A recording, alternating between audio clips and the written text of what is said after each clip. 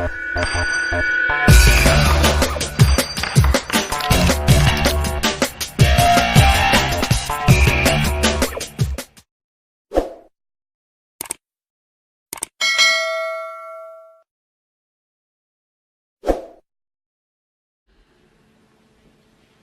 Five Gospels is a 550-page book containing translations of the Gospels of Matthew, Mark, Luke, and John.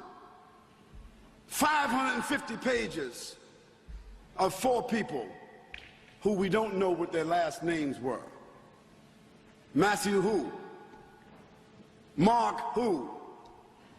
Luke who? And John who? Secondly, 82% of those 550 pages, 82%, they are not the words of Jesus Christ at all. Khalid didn't say that. Christian scholars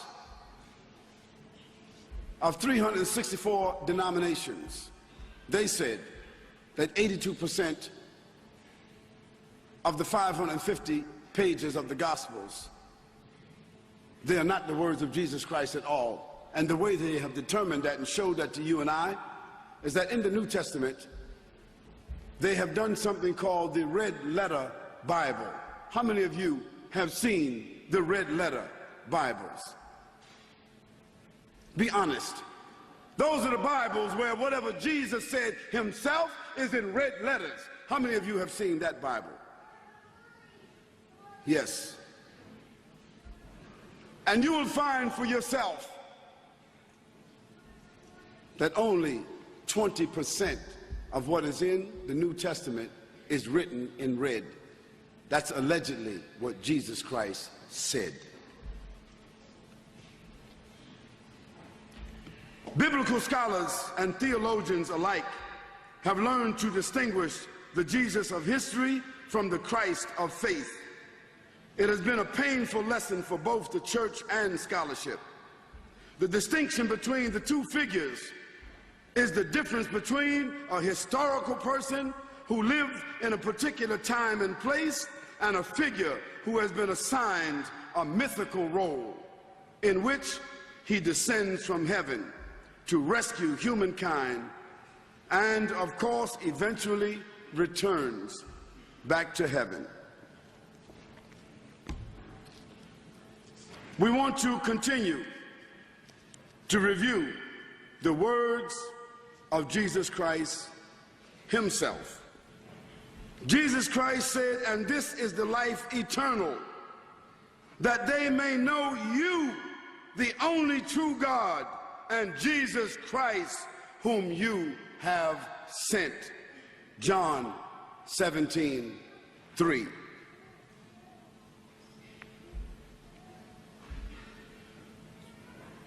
That ye may with one mind and one mouth glorify God.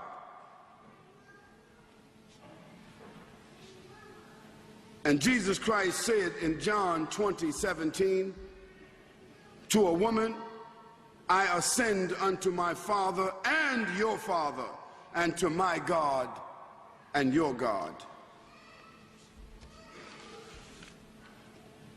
So by Jesus Christ's words, he's a prophet of Nazareth.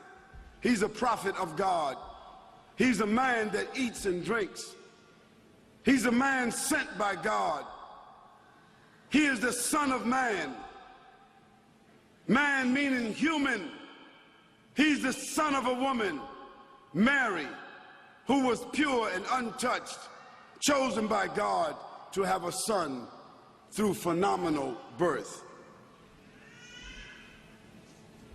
Now we want to examine a totally different view of Jesus as taught and represented by St. Paul, the father of the modern church.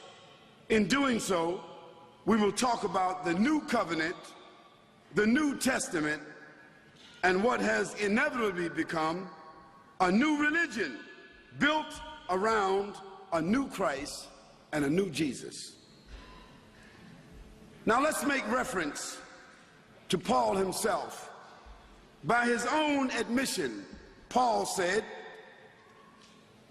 that I was on my way, traveling on the road to Damascus. That's what Paul said. Now, when he was on that road, traveling to Damascus, what was he doing? Paul said, I was on a mission to capture or to kill or trap Christians, because Paul, or at that time his name was Saul of Tarsus. Saul was a bounty hunter, and what was his hunt? What was his prey? It was Christians.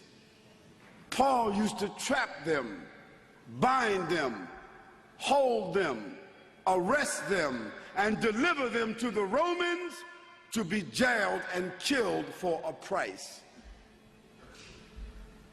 Now, on one of those excursions, Paul said that he was on the road to Damascus, and he was riding on a horse along with some other people. And he said he heard a voice, but the other people didn't hear it. He said he saw a light, but the others didn't see it.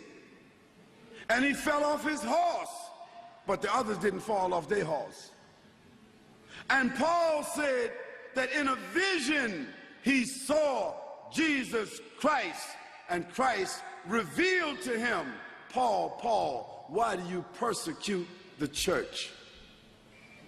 Paul, I have selected you to be an apostle to the Gentiles. Now, that is the only time that Paul said he saw and talked to Christ. But those that was with him, they didn't see Christ. They didn't see the light, and they didn't hear the voice, and they didn't fall off their horses. But at best, Paul saw something.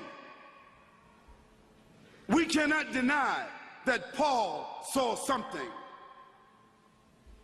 But isn't it strange that after that one vision, Paul straight away understood that he was now the 12th apostle of Jesus Christ, to replace Judas, a good replacement.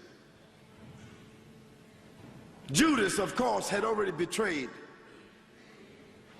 Jesus Christ had already been lifted. Now there were only 11 disciples, genuine disciples, and Paul said he had been appointed to fill that gap. He now became the 12th apostle by his own appointment.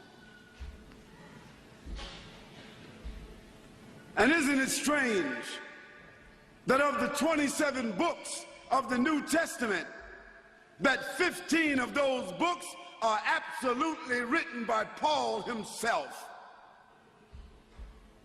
15 books.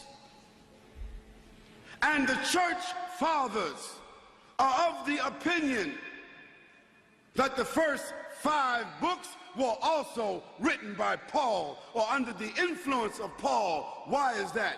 Because Paul wrote his books between 50 and 60 years after Jesus Christ left. The other books, the 4 Gospels and Acts, they were written between 90 and 110 years after. Therefore, whoever wrote Matthew, Mark, Luke, John, and Acts, they were influenced by Paul, who wrote first. Now, most Christians don't know that.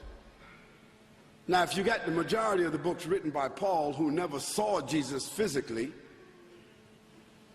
in one vision, and you got another 5 books of 4 gospel writers who also never saw Jesus, never ate with Jesus, never talked to Jesus, never sat with Jesus, never heard directly from Jesus, then you got at least 20 books of human beings who had no direct connection with Jesus Christ. And mind you, all of these books were written without the authorization, without the assistance, without the witnessing, without the documentation, without the collaboration of the other 12 apostles who were living. Where were they living? In Antioch or Jerusalem or Galilee? One would ask, why didn't those 11 write? And why were they passed up? And why were they not collaborated with?